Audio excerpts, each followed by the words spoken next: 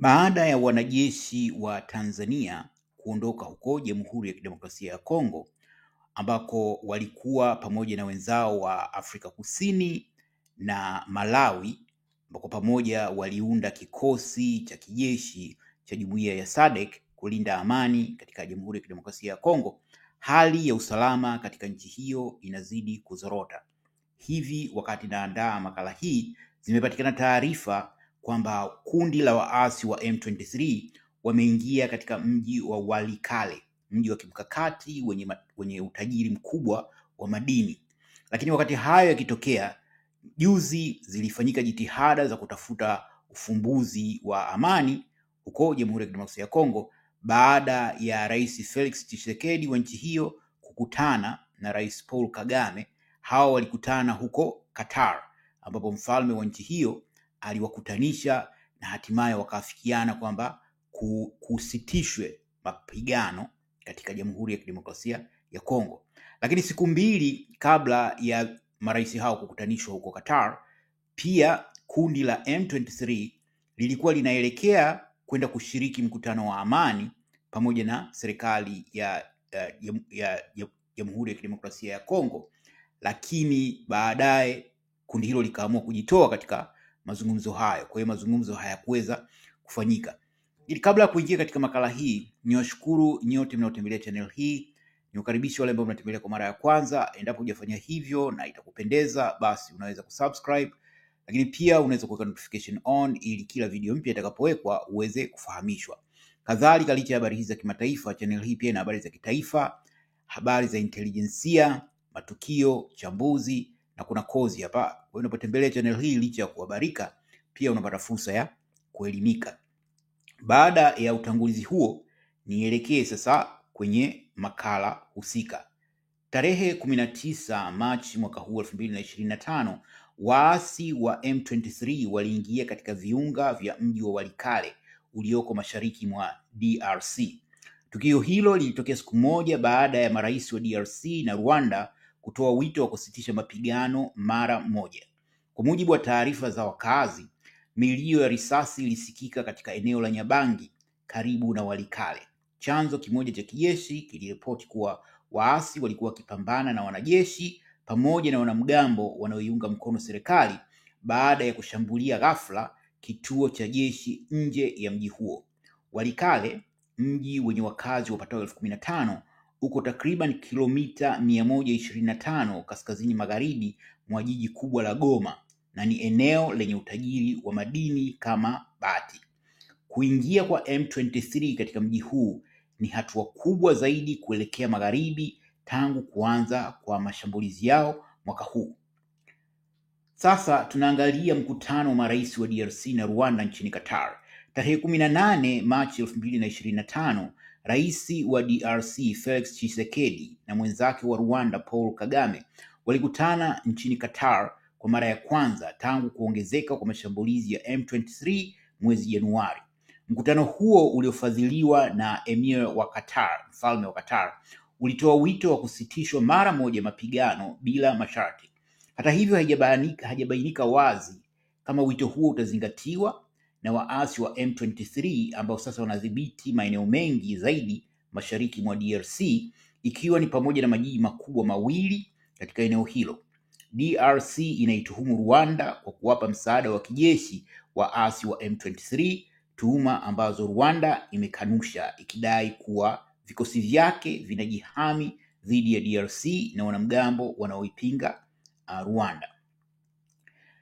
Awali kulikuwa na mipango ya kufanyika mazungumzo ya amani kati ya serikali ya DRC na waasi wa M23 nchini Angola. Hata hivyo, M23 ilitangaza kujiondoa katika mazungumzo hayo baada ya Umoja wa Ulaya kuwawekea vikwazo viongozi wake na makamanda wa jeshi la Rwanda.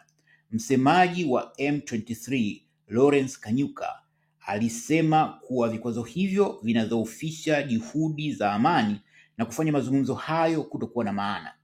Licha ya kujiondoa kwa M23, ujumbe wa serikali ya DRC uliwasili Rwanda, Angola huko, kwa ajili ya mazungumzo hayo, ingawa haijulikani kama yataendelea bila ushiriki wa M23. Mapigano yanayoendelea mashariki mwa DRC yamesababisha mgogoro mkubwa wa kibinadamu ambapo zaidi ya watu milioni 7 wameyakimbia makazi yao na inakadiriwa watu 7,000 wamepoteza maisha tangu mwanzo wa mwaka huu.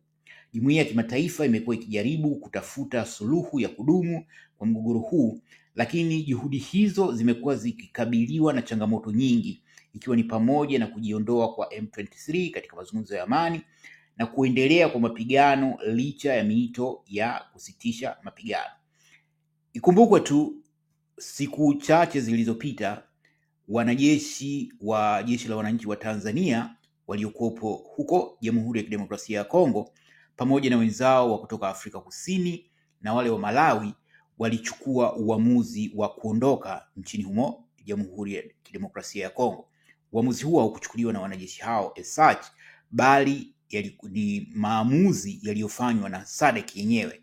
Viongozi wa SADC walikaa kitako na kuchukua uamuzi wa kuyaondoa majeshi hayo. Na uamuzi wa kuondoa majeshi hayo ulipokelewa kwa hisia kwamba jeshi hilo la Tanzania pamoja na Malawi na Afrika Kusini yaliyokuwa yakiunda kikosi hicho cha SADC katika Jamhuri ya Kidemokrasia ya Kongo ni kama wameshindwa, wamekubali matokeo, wamebwaga manyanga na hali kama hiyo. Lakini huenda haya yanayojiri sasa yanaweza kuashiria picha tofauti, kwamba uwepo wa majeshi ya SADC kwa namna moja au nyingine ulikuwa unachangia kuongezeka kwa amani au uimara wa usalama dhidi ya kundi hili la M23. Kwa sababu moja ya vitu ambavyo kundi hili pia lilikuwa likihofia ni kwamba japo kuna askari wa SADC waliouawa, ikiwa ni pamoja na 2 kutoka Tanzania na kadhaa kutoka Afrika Kusini pamoja na Malawi, habari hizi zilitishia kubadili mwelekeo wa vita hiyo, kwa sababu zingeweza kusababisha Tanzania, Afrika Kusini na Malawi kuchukua hatua kali zaidi dhidi ya nchi inayofadhili kikundi hiki cha M23. Kwa hiyo pamoja na hisia kwamba SADC imebwaga manyanga kwa sababu haikuwa na ufanisi na uwepo wake huko ulikuwa hauna faida, lakini hiki kilichojiri kwa M23 kuonekana kupata mafanikio ya haraka kinaweza kuashiria kwamba uwepo wa majeshi hayo ya SADC ulikuwa na msaada na ulikuwa na faida pengine kuliko inavyoangaliwa hivi sasa. Katika kuhitimisha, hali ya usalama katika Jamhuri ya Kidemokrasia ya Kongo inazidi kuwa tete kutokana na kuendelea kwa mashambulizi ya waasi wa M23 na changamoto katika juhudi za kidiplomasia za kurejesha amani.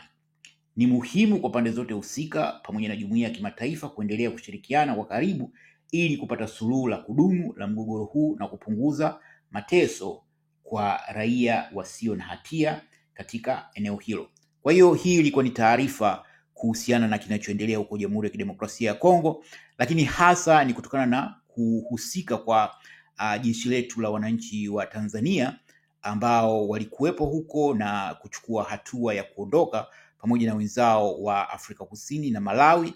Habari ambayo imepokelewa, wengine wamefanya kama kebehi vile kwamba wamekwenda huko wameshindwa, ndio maana wameamua kuondoka.